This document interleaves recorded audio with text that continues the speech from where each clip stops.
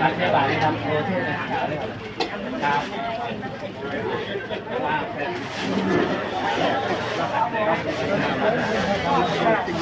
ไม่ถอดรองเท้าไม่ได้ใส่บาทนะ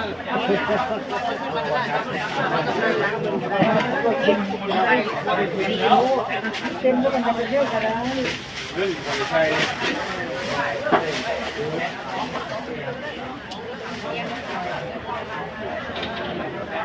เ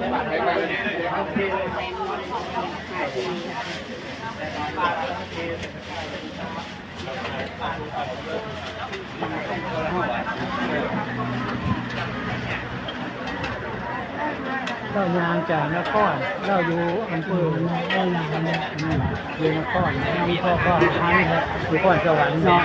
มันยังหันเนาะรถไปหอดใต้แต่ยางเป็นมากทางบ้านเฮาอยู่เลยจากเมืองนครใส่บาทแล้วจะนั่งข้างในนั่งเลยนะครับเราเที่ยวได้นะ